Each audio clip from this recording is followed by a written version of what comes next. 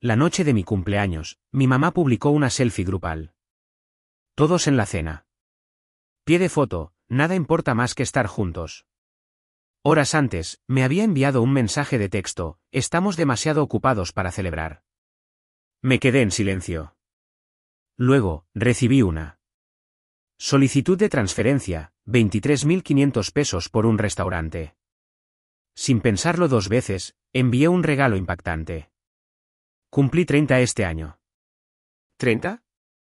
Se supone que ese número significa algo, ¿verdad? Un hito, un punto de control. Pero cuando me desperté en la mañana de mi cumpleaños, la única notificación que recibí fue del chat grupal de la familia. Felicidades. Sin emojis, sin nombre, sin seguimiento. Solo una burbuja gris del número de mi madre, devorada al instante por el caos habitual de mi hermana. Una enviando nombres para su nuevo cachorro que había mordisqueado el sofá. Otra subiendo un vídeo de su hija pequeña aplastando arándanos con una cuchara de madera. Ni una sola persona dijo las palabras, «Feliz cumpleaños, Javier». Esa mañana, lo dejé pasar. Me dije a mí mismo que no pasaba nada. La gente está ocupada. Quizás estaban planeando algo. Quizás simplemente lo olvidaron, lo que de alguna manera se sentía menos terrible que el hecho de que no les importara. Cerca del mediodía, le envié un mensaje de texto a mi mamá. Oye, ¿hay planes para esta noche? Solo por curiosidad. Tardó 1 hora y media en responder. Mamá, estamos demasiado ocupados para celebrar, cariño. Haremos algo más tarde este mes. Sin explicaciones, sin disculpas. Así, sin más. Pero luego, alrededor de las 8 de la tarde, estaba navegando por Instagram, mientras veía a medias a mi hijo construir un fuerte en la sala, cuando lo vi. Una selfie, publicada por mi mamá.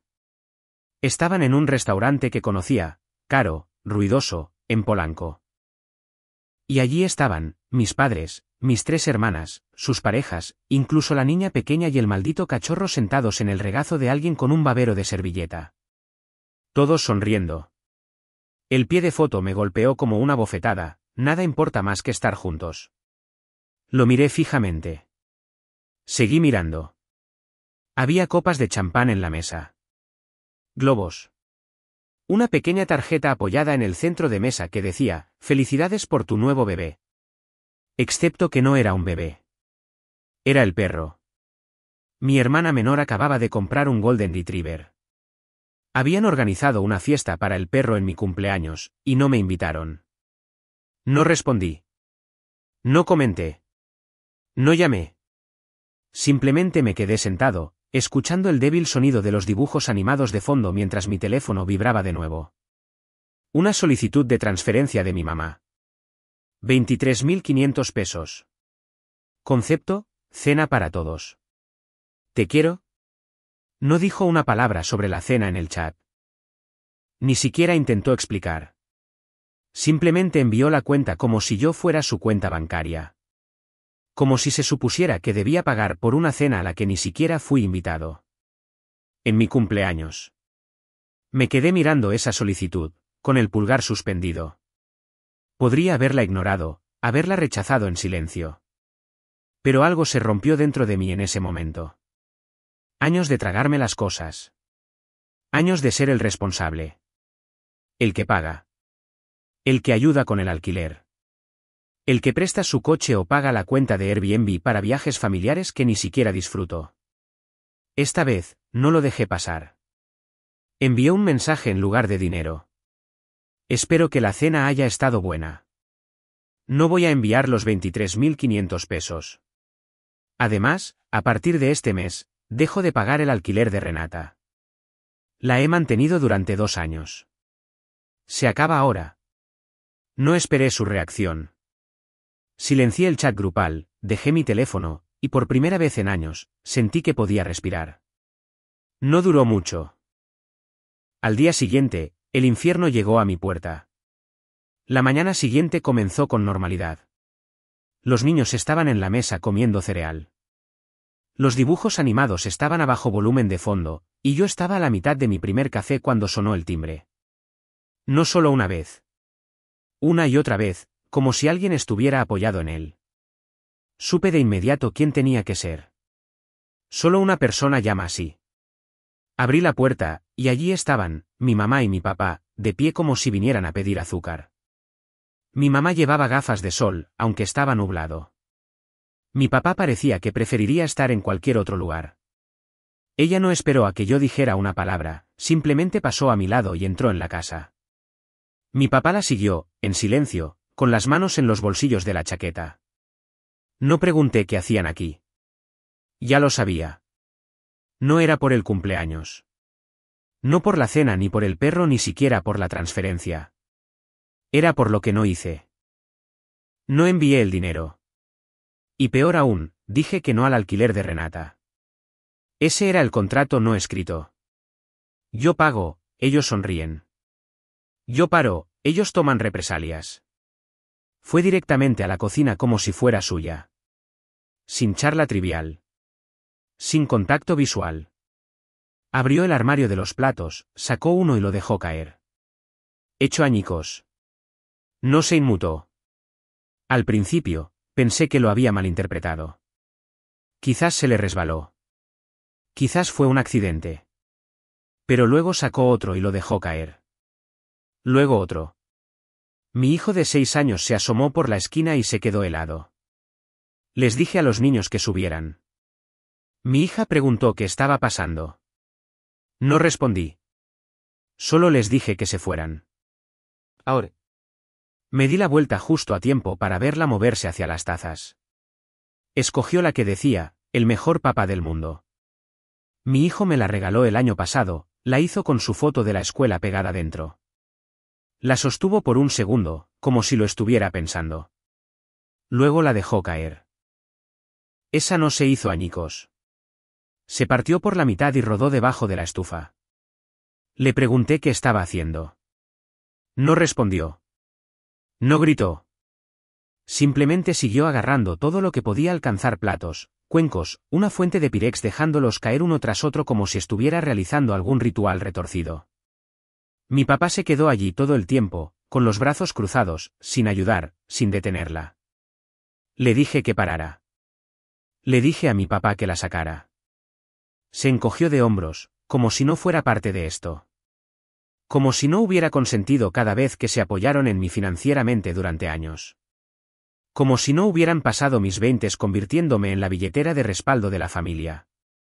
No iba a gritar delante de mis hijos. Pero saqué mi teléfono, les dije que si no se iban en los próximos 30 segundos, llamaría a la policía. Fue entonces cuando algo cambió. Mi mamá se quedó helada. Mi papá finalmente intervino. Le puso una mano en el brazo y le susurró algo que no pude oír. Luego se fueron. Así, sin más. Sin explicaciones, sin disculpas. Mi suelo cubierto de fragmentos. Mis hijos arriba tratando de entender el estruendo que acababan de oír abajo. No llamé a la policía, no porque no quisiera, sino porque no quería que mis hijos tuvieran que ver a sus abuelos ser llevados en esposas. Y de alguna manera, todavía esperaba que tal vez entraran en razón. Pero ya había terminado de fingir. Esa noche, tomé fotos de los platos rotos, del azulejo agrietado. Guardé la grabación de la cámara de seguridad de ellos entrando, no porque quisiera venganza, sino porque sabía que esto no había terminado. A la mañana siguiente, mi casa estaba en silencio, pero no se sentía en paz. Los niños seguían preguntando si la abuela iba a volver. Les dije que no y lo dejé así. No iba a explicarle a un niño de 6 años y a una de 4 por qué sus abuelos habían entrado en nuestra casa y destruido nuestros platos como maníacos. Saqué la basura, tiré los últimos platos rotos y revisé mi teléfono: 15 llamadas perdidas, 7 mensajes de voz, 3 mensajes de texto de números desconocidos y un nuevo mensaje en el chat grupal de la familia. Era de Mariana, mi hermana mayor. Todo lo que decía era: eres increíble. Nada más. Sin contexto, sin preguntas. Solo juicio. Unos minutos más tarde, recibí una llamada de la tía Lidia. No contesté, pero dejó un mensaje de voz. Su tono era tranquilo, pero podía notar que se esforzaba por mantenerse neutral. Javier, cariño, no sé exactamente qué pasó, pero tu mamá está muy afectada. Dice que los amenazaste. Está llorando. Y sinceramente, todos estamos un poco preocupados por cómo esto está afectando a todos. Solo espero que seas la mejor persona aquí. La mejor persona. Esa frase otra vez. Siempre el que se espera que cargue, perdone, cubra el costo, lo deje pasar. Nunca el que es protegido. Para el mediodía, la versión de la historia que mi mamá había estado difundiendo me llegó. Aparentemente, según ella, yo había perdido el control. Dijo que los había maldecido, amenazado con violencia física, y que mi esposa les había gritado delante de los niños. Ella ni siquiera estaba en casa cuando aparecieron. Y que estaban aterrorizados cuando saqué mi teléfono para llamar a la policía. Omitieron la parte en la que ella rompió una docena de platos en mi cocina como si estuviera en una especie de limpieza de ira. Luego recibí el mensaje de texto de Renata. ¿Así que eso es todo? ¿Simplemente me dejas de lado? El alquiler vence mañana. Podrías haber dicho algo en lugar de hacer todo público. Espero que estés orgulloso de ti mismo. Orgulloso. Ni siquiera sentía rabia en ese punto. Solo un vacío. Como si finalmente hubiera renunciado a un trabajo que odiaba y ahora tuviera que sentarme solo en el estacionamiento a averiguar qué venía después. Todavía no lo entendían. Todos esos años pagando por cosas en silencio, pagos de emergencia del coche, esa vez que Mariana fue estafada por ese multinivel y le presté 35.000 pesos que nunca volvieron, el alquiler de Renata durante 24 meses seguidos, la cena de aniversario de mis padres, el baby shower de Mariana, el Airbnb para el viaje familiar que ni siquiera disfruté. Miles de pesos entregados sin agradecimiento. Y en el segundo que digo que no, de repente soy el malo. Así que escribí algo. No estallé en furia. No despotriqué. Simplemente publiqué la verdad en Facebook, donde cada tía, tío, primo y amigo de la familia pudiera verlo. Ayer, mis padres entraron en mi casa sin ser invitados y comenzaron a romper platos delante de mis hijos. Esto sucedió menos de 24 horas después de que organizaran una cena para celebrar el nuevo cachorro de mi hermana, una cena a la que no fui invitado en mi 30 cumpleaños. Luego me enviaron una solicitud de transferencia por 23.500 pesos. La rechacé, y les hice saber que ya no pagaría el alquiler de Renata, que he cubierto durante 2 años. Se acabó que me utilicen. No estoy enojado. Simplemente he terminado. Lo digo públicamente para que nadie pueda reescribir la historia más tarde. Desactivé los comentarios, lo dejé publicado y seguí con mi día. Al anochecer, se había extendido. Recibí un mensaje de mi primo Esteban: oye, tu publicación está que arde. La tía Lidia está furiosa con tu mamá. La expuso en el chat grupal. Todo el mundo está hablando. Luego mi tío Miguel me envió un mensaje en privado: ya era hora. Has estado manteniendo a esas chicas desde la universidad. Deja que se hundan o naden. Y de repente, el silencio del lado de mi mamá fue diferente. No defensivo. Atónito. No había esperado que la verdad saliera a la luz. No había esperado que la gente realmente se pusiera de mi lado. No respondí a nadie. No esa noche. Pero di un último paso. Llamé al propietario de Renata y le hice saber que, con efecto inmediato, ya no sería el contacto de emergencia ni el respaldo financiero. También lo envié por correo electrónico, solo para tenerlo por escrito. Si necesitaba ayuda, tendría que pedírsela a otra persona.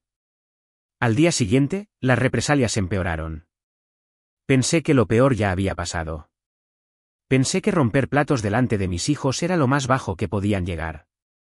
Pero me equivocaba. Subestimé lo que sucede cuando las personas egoístas pierden el control de aquel a quien han estado utilizando. Comenzó en silencio. La escuela de mi hija me llamó a primera hora de la mañana.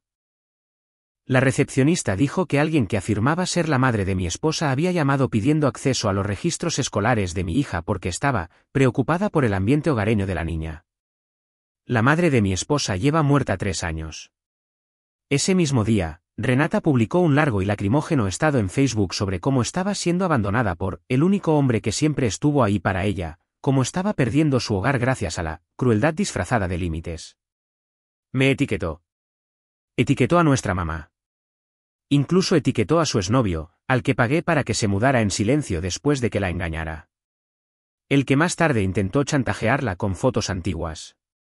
De repente, estaba recibiendo mensajes de personas que apenas conocía, antiguos compañeros de clase, primos lejanos, extraños con amigos en común.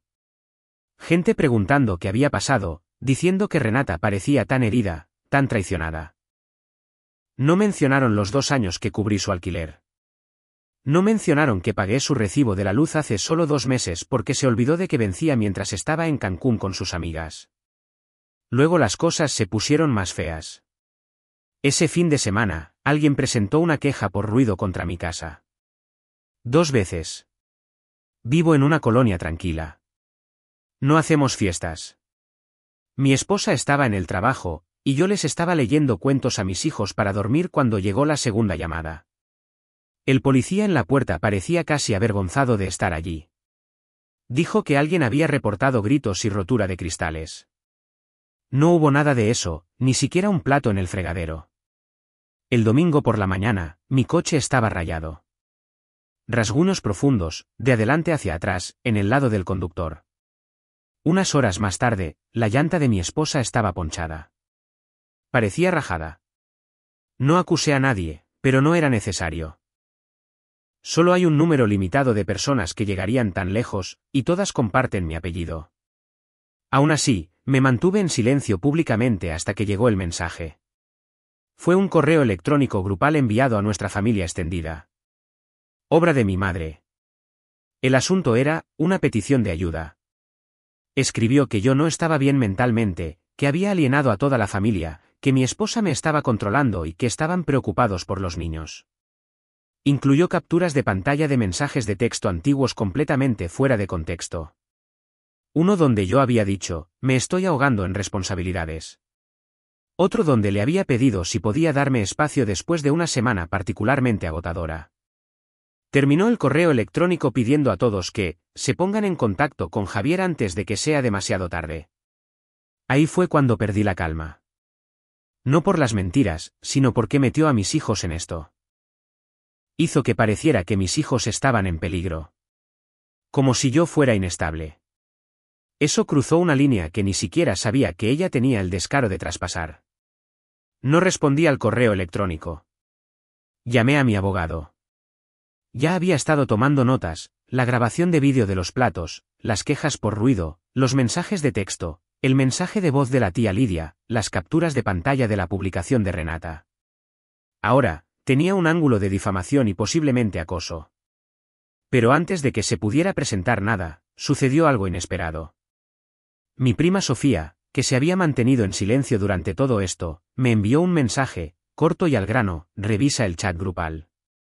¿Ahora? Lo abrí, pasé por encima del caos habitual, y entonces lo vi, un vídeo publicado por Esteban, de todas las personas.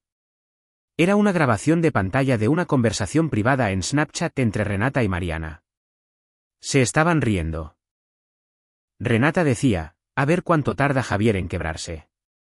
Siempre cede cuando mamá juega la carta de los niños. Mariana respondió, apuesto a que llama llorando antes de que termine la semana. Es débil cuando se trata de la culpa. El chat explotó. Un primo las llamó enfermas. La tía Lidia se quedó en silencio. Mi tío Miguel intervino y dijo, esto es con lo que ha estado lidiando durante años. Ustedes son unos parásitos. Mi mamá abandonó el chat 5 minutos después. Sin disculpas, sin explicaciones. Simplemente se fue. Pero el daño ya estaba hecho.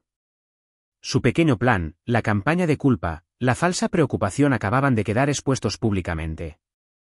Y esta vez, yo no era quien sostenía la cerilla. Después de que Esteban publicara ese vídeo en el chat grupal, todo cambió. La falsa preocupación, la culpa pasivo-agresiva, la manipulación psicológica, todo se convirtió en silencio. Como si los hubieran pillado robando y no supieran si correr o fingir que no había pasado nada. Renata y Mariana ni siquiera intentaron defenderse. También abandonaron el grupo. Una por una. Primero Mariana, luego Renata. Luego el número de mi mamá desapareció. El silencio era mejor que el ruido, pero aún así, no se sentía como paz. Todavía no. Más tarde esa noche, Sofía me llamó. Contesté, esperando más política familiar. Pero no perdió el tiempo. Has hecho más por esta familia que nadie. No les debes nada. No sé por qué me quedé callada antes, pero ya no pienso ver cómo te manipulan. Esa llamada hizo más por mí que cualquier disculpa jamás podría haber hecho. Me contó algunas cosas que no sabía, como que mi mamá se había estado quejando con los parientes de que Javier ya no comparte como antes, y está olvidando sus raíces, durante el último año. Había estado sentando las bases para este colapso mucho antes de que yo dijera que no. Finalmente lo vi por lo que era. No solo una reacción exagerada, sino un patrón de larga data. No me extrañaban a mí. Extrañaban lo que yo les daba, mi dinero, mi tiempo, mi capacidad para arreglar las cosas cuando volvían a romper sus vidas. Así que empecé a cortar lazos.